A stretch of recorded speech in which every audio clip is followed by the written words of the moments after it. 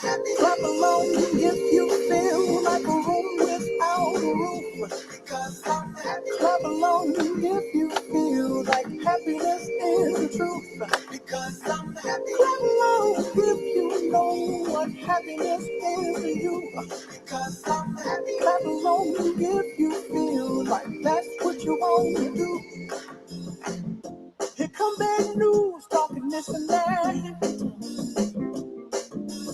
Well, give me all you got and don't hold it back. Well, I should probably warn you, I'll be just fine. No offense to you, don't waste your time. Here's why. Because I'm happy. Clap along if you feel like a room without a roof. Because I'm happy. Clap along if you feel like happiness is the truth. Because I'm happy. Clap along if you know what happiness is to you. Because I'm happy. Clap along if you feel like that's what you want to do. Hello, hello, hello, hello, LinkedIn and Facebook fans. This is your Monday morning VCV CEO update.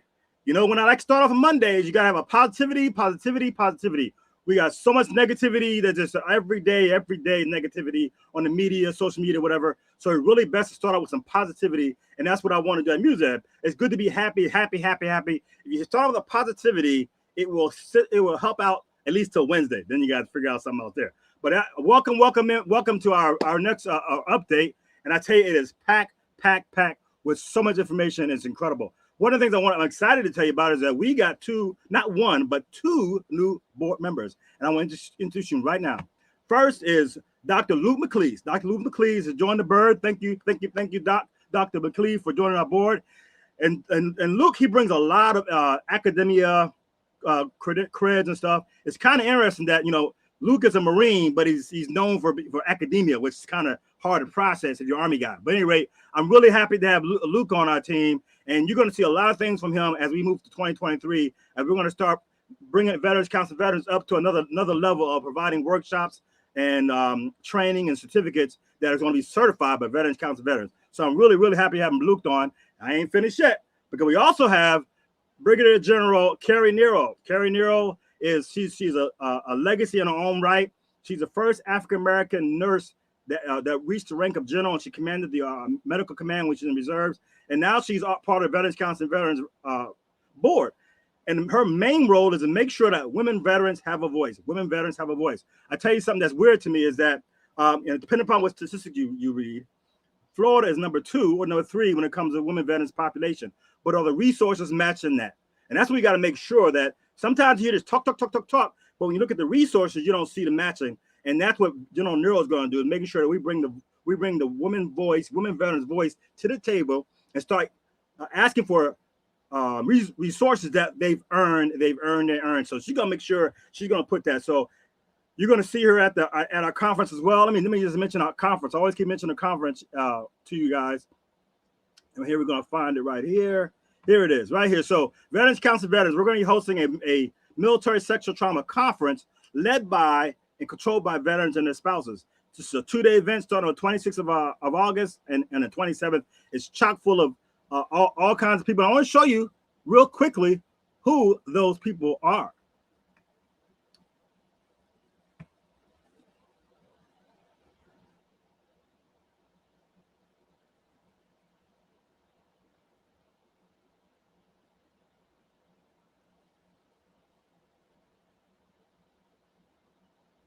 And you see it right there. We got the second slide. Dr. Tammy Foster Knight, retired major. She actually got a PhD, but her dissertation was in military sexual trauma. Tracy Ramos, LCSW, Navy veteran. Gina Garcia, Navy veteran, produced a video on My Untold Story.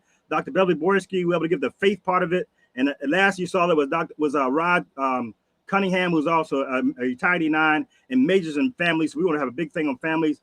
Von Grizz, another survivor panelist. Jennifer Williams, Navy as well, successful. Pastor Bill Lasso, I really like him. He can call it total determinants. He's going to talk about MST and it comes to homelessness. So those are our tech. But also, let me introduce our guest speaker. Hello, everyone. I am Command Sergeant Major retired Tanya Oxendine, and I will be the guest speaker for Veterans Counseling Veterans at their Military Sexual Trauma Conference this upcoming 26th and 27th of August, 2022. The event will be held at the USF campus in Tampa, Florida. I invite you to attend the event because it's important that we help veterans cope with that trauma and to help prevent further sexual trauma. Once again, I'm inviting you all to join us at the Veterans Counseling Veterans Military Sexual Trauma Conference this upcoming 26th and 27th of August, 2022. Now is the time to be there. Don't just talk about it. Be there and be about it. Thanks.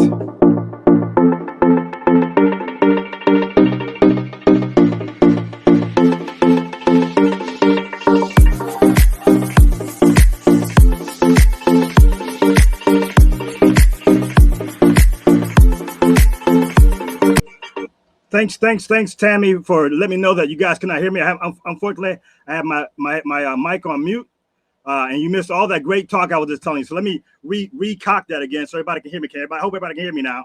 So again, as I said before, we have two new board members, which is very important to announce. We got Dr. Luke McKees. Dr. Luke McKees is a Marine who specializes in academia. He's gonna take veteran counsel veterans to another level. We're gonna start providing certificates, workshops, all earned by Veterans Council Veterans. I welcome Dr. Luke for being part of the team. Also, we have General Nero. General Nero is, again, she's legging on right. General Nero is the retired, and I say she's retired, but she's the first African-American nurse that got the rank of general and commanded the medical command. And she's going to focus on women veterans and making sure that they're advocated. There's a lot of times that you don't see as many advocacy when it comes to women veterans. We want to change that paradigm, And General Nero will be the voice of women veterans, especially here in Florida. So I'm so proud to have both of those people involved. I just showed you who our panelists are, and I want to talk about what we just talked about. You just saw earlier. Okay, first of all, you should have because we have what's called Road to our conference, and last week you saw another Marine, Dr. Athena Ives, who has a PhD in forensic psychology.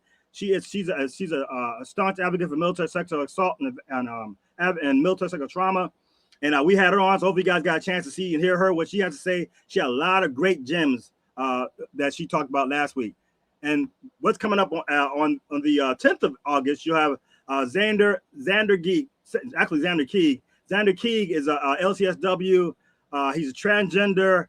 He's actually experienced sexual assault when he was in the Navy, and you're going to hear him on the 10th of August at 8 p.m. He's our next guest speaker as well. Wow, that's a lot. And before I get to our special guest, we have a special guest I want you to know as well. I want to talk about our sharing is caring, sharing is caring, sharing is caring. You know, the one thing I learned when I started doing this nonprofit is that the people who really care do the sharing. People don't care, they just like, and that's it. And I want to recognize people who have shared. We appreciate sharing because sharing is caring, sharing is caring. We want to talk about IAVA Georgia, Tiffany Davis, part of the Veterans Council Veterans Tribe, Ebony Grande Denmark, Vaughn Griggs, who's a panelist for us. She vets it, which is really Althea Williams. Teresa Jones, thank you for sharing. Jennifer, who's also a panelist, thank you for sharing. Jennifer, Colonel Lisa Firmin, you're going to hear from in a couple of minutes from now. Larry Roberts, Lachelle Atkins, iGolf for Vets, thank you very much for iGolf for Vets. Randy Butler, Institute for Resiliency, Jonathan Kimbrough, Lakeisha Houston, another tribe member, and will be on the panel. Thank you for the Facebook for Service Women Who Serve. Also, MSHE Private, Krista Romero, one of my battle buddies. Jerome Amos, always sharing. Philip Ailes, Thea Williams, Felicia Finkley, and Lisa Dean. Finally, Dr. Diana Poe, Dr. Rev Beverly Borowski, another panelist. Denita D. James, big-time women veteran staunch advocate. Tom Norty, thanks, Tom, for what you do and sharing Veterans Council Veteran messages. Megan Adams, and newly, Angie Batica, Patrick Persania, and Jessica Lynn Tengama, and finally, Irene and Tailbuck. Now, I wanted to take the time to give those guys time to say, I recognize and I appreciate you sharing, because sharing is caring, sharing is caring. Thank you for all those who have done the sharing. Whoo! Well, so you know what? We're going to start. I have a special guest I want you guys to meet. Who and she helped. Let me get a little. She helped with she helped, first of all, she gave us some books. I want to thank her for providing those books. And we're going to talk about the book right after this, Dr. Colonel Firmin. I want to bring on, let me give you a little quick on Dr. Firmin before I bring her on. Okay, read real fast. But Colonel Firmin, retired 06 in the Air Force. I've been a staunch advocate for victims of, she said the strivers now of sexual assault, and then end up becoming manifesting the military sexual trauma, which could be PTSD, depression, co-occurring disorders and stuff.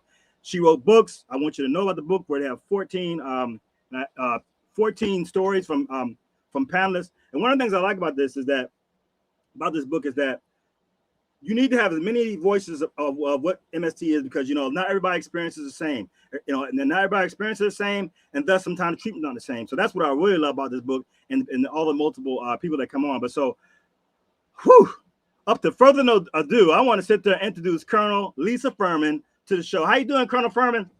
I'm doing fine. How you doing, Tony? You need to take a breath.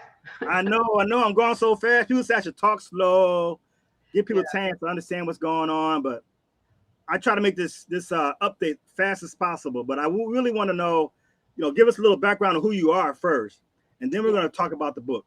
So tell us a little bit, who is Colonel Lisa Carrington Firmin? Yeah, I am obviously Lisa, and I served 30 years in the military, and when I retired as the highest ranking Latina in the Air Force. I am not an academy grad. I went to officer training school right after college. My father was enlisted in the service, so I'm kind of a legacy, I guess, and my brother also served too. I'm from South Texas, soy Tejana, soy Latina, so I'm really proud of my heritage, but that's something else I wrote about in the book, and we'll talk about that here shortly. But I'm a proud grandmother, and let me tell you, one of my grandsons just loved that song that you played at first, Happy. He loves to dance to that song. So thanks for playing that and remembering to live in the moment. I think that's really important. Let's see, what else can I tell you? I mean, there's a lot. I served in combat. I moved in 30 years, moved 17 times for an average of 1.7 years at each assignment. And my son will tell you how hard that was on him growing up. But those of us, because I know you're also a military brat like I am and I was. So our families sacrifice a lot, and we can't forget them in this issue too. Military sexual trauma affects everyone and anyone, and it impacts families, professions, their personal, professional life. It's deeply entrenched into everything that we do. So it's important that we shed the light on this. So I want to thank you, Tony, for having your organization host this conference. I think that's really important that people. Part of what I wanted to do is educate people on this issue. Yeah, and you mentioned that too. If you look at that slide, you look underneath that Marine, educate, connect, and empower. Educate, connect, and empower. That's very important. We want to make sure that we just want to educate them, but we also make sure that they connect with each other and empower, which is your book is about. So tell us about this book that first of all, thank you for donating those books to us, and then we're going to make sure that somebody at the conference is going to benefit from this. But tell us about the book and what led you to write this book. Yeah, I've been speaking a long time, because I was a commander in Iraq in the Sunni Triangle, and I've been speaking a long time about leadership and diversity. I'm certified nationally in diversity and inclusion, so I talk a lot about that, especially because I know what it's like to be the other, to be the only one in the room that's different from everybody else. So I speak a lot about that, but I've never really spoken about sexual assault. I spoke briefly about harassment and hazing and that kind of stuff that I experienced early in my career. But unfortunately, it took the shock of the horrific murder of Vanessa Guillen at Fort Hood for me to really, I think, shock me into action. After that murder, and this was during the coronavirus too, in 2020 when she was murdered, and so I was hunkered down at home and started reflecting on stuff, and finally realized it was time for me to really look at the negative aspects of my service. So I started writing. And I wrote an opinion piece, an op-ed, and it was published in a newspaper, and then it was picked up by Military Times. And just from that op-ed, and I, you're limited how many words you can use, that kind of thing. And I just briefly mentioned about harassment and being assaulted at initial training myself. And then I talked about what happened to Vanessa Guillen, and I said, this has to stop. How many more women and men have to suffer before we make changes that we need? So based on that, I got so many overwhelming responses, and people started calling me, emailing me, writing me. So then I decided, wow, I really do need to tell my story, and then I can maybe write others.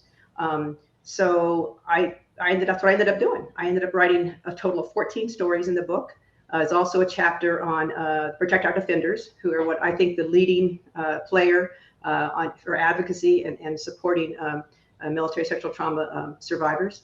So I wrote about them. And then I also had a colleague at the University of Texas at San Antonio, where I also work. And I'm the founder of the Veteran and Military Affairs Department there. And had a colleague who's the department chair for psychology. She wrote a chapter for me on treatment, on evidence-based treatment for PTSD and for MST. So I think that's really important.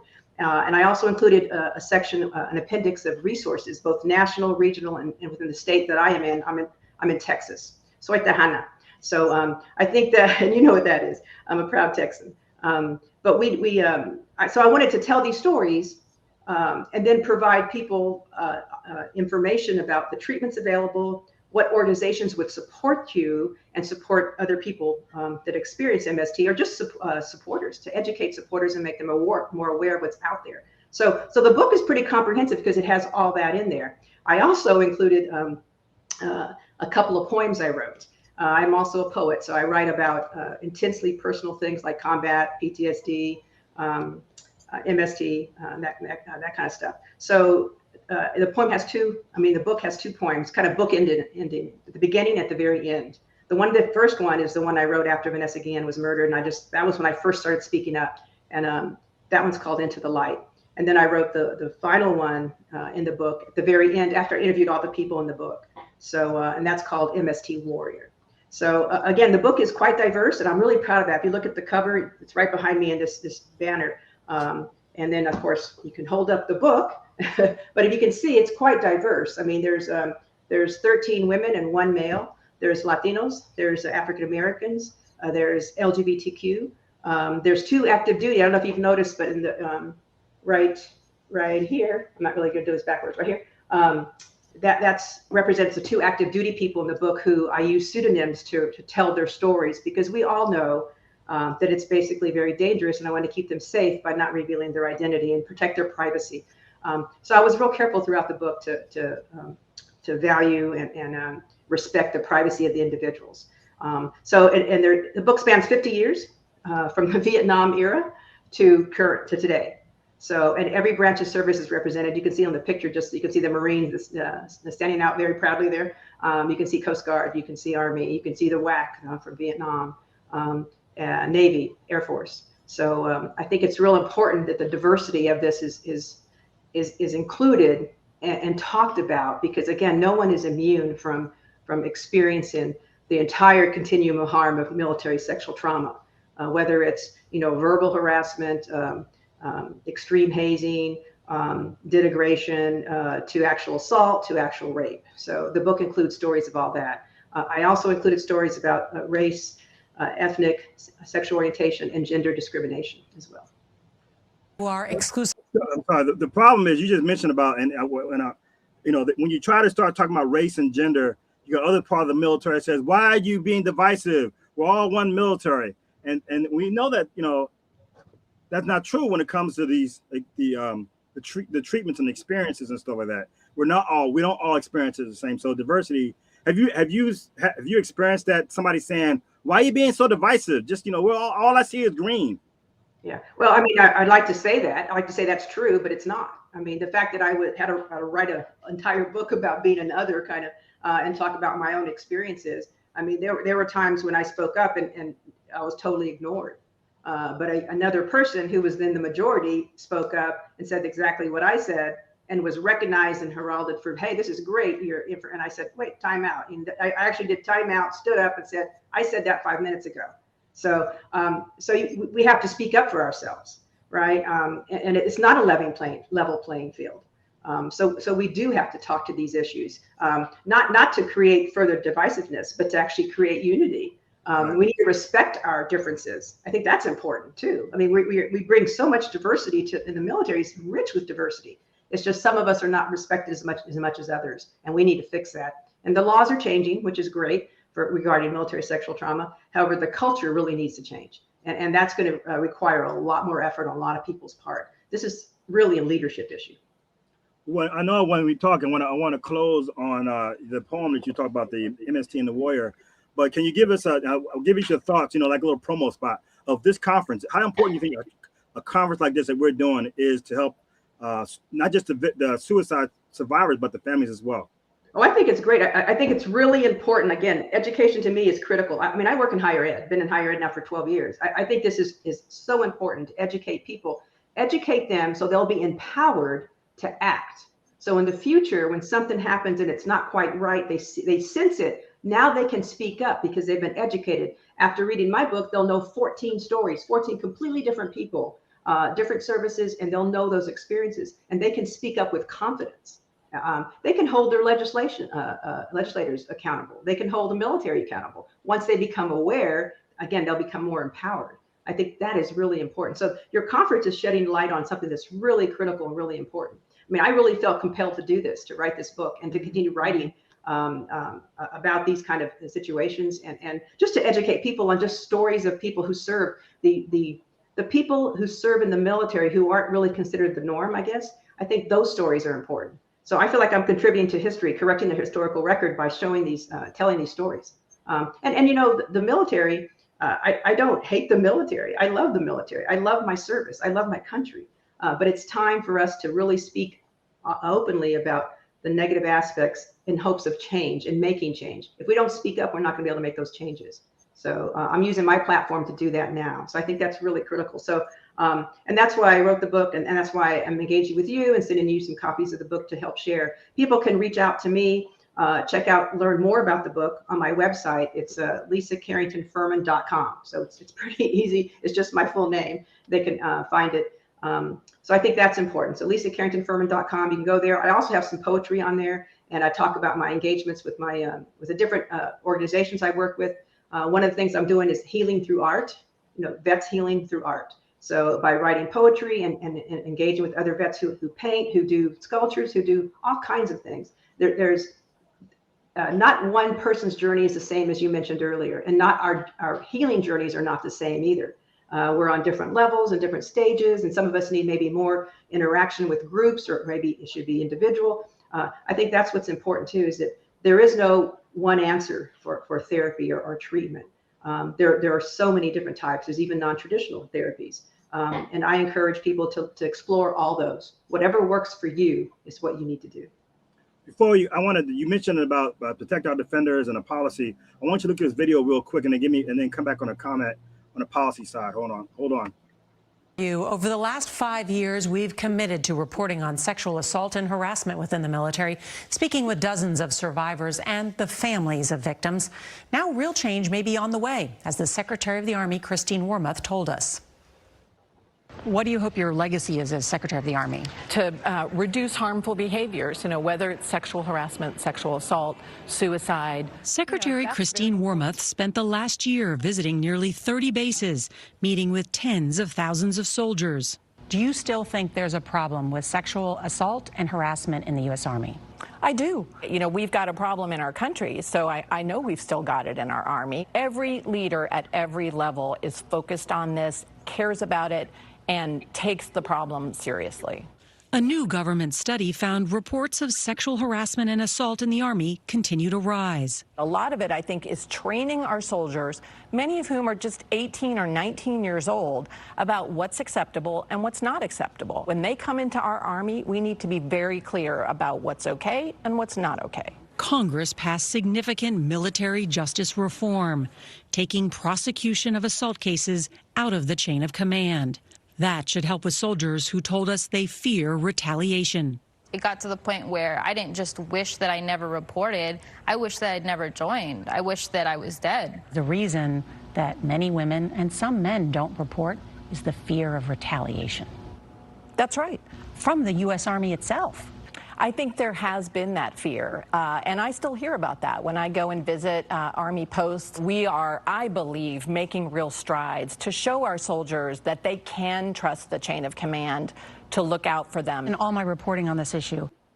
So I wanted to comment on it because you rose to the rank of 06, and we talk about retaliation.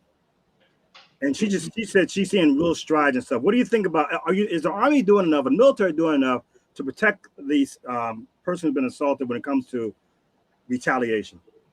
No, I think they're not doing enough. I think they're getting there. Again, the laws have changed, but they're still, I mean, treating survivors of military sexual trauma with dignity is a great start. You know, believing us, not shaming us or blaming us when we come forward. The trust factor is so important. I mean, to this day, I still get people contacting me who are serving active duty and who are afraid to go to their chain of command because they're afraid of retaliation, ostracization, being totally isolated. Again, this is a leadership issue. We need the leaders to be held accountable. And in fact, in the past, they have not. So not all of them, and not all commanders are created the same. You know, I served as commander multiple times, and I had the ethical, the character, the foundation to treat people with respect. But not everybody does that. And that's what really we need to work on. Again, holding leaders accountable. I applaud the Secretary's efforts and her comments. The proof will be in the actions that comes forward and how soon they get implemented. That's another thing. The laws are changing, but the military's taking too long to implement some of the changes. Yeah, I made a post on LinkedIn. It was General Patrick McKellis, and he was talking about his 4 principles. And one of the 4 is what do you call it? You know, the harmful behavior, which is suicide, military sexual trauma, military sexual assault, and it's going to take a leadership, intentional leadership, to make it so. But I want you to end on this. You know, I know we got a chance to talk, and I want you to end on chapter 233 of your book, MST Warrior. Just end on that if you don't mind. Yeah, this is a poem I wrote at the end of my journey after interviewing all these folks that are in the book. It was just, again, everybody in the book, I'm so proud of them for, number one, coming forward to speak up and to tell me their stories, allow me the privilege of writing their stories, to educate the public. They all feel strongly about educating the public. So I'm hoping their stories will do just that. So this poem I wrote at the very end of the book. So it's called MST Warrior. I am a military sexual trauma warrior, never a victim, much more than a survivor. Owning my past jettisons me into a present and future worthy of happiness. MST happened to me without my permission or consent. It didn't matter what I wore, how much I might have drunk. The power differential was huge. I was young, vulnerable, a nobody, overpowered and betrayed by someone I trusted and respected. A predator took advantage, exploited my weakness with no regard for my humanity. I now know it was about power, not sex. MST rests alongside my pain, guilt, and shame haunting me, but resilience emerges the strongest of them all. Astounded at how many fellow MST warriors are out there like me, their strength, courage emboldens me on a journey of healing and advocacy. Can no longer sit idly by. I am compelled to act. MST warriors everywhere cry out for justice and change. Every lived experience shared brings vulnerability and empowerment. Our stories are important. One is powerful. Combined, they blend like a commanding tsunami. Sharing my story and others to make a difference on the MST battlefield. Not broken, but beautifully crafted to emerge stronger after trauma. For I am an MST warrior. Thank you very much for reading that. I appreciate what you're doing. Continue to do. We got to do this together. I mean, it's like, you know, one voice is not enough. You got to have a collective voice to have people hear you. So I'll make sure that you that your voice is heard from my platform. I hope you do the same as well.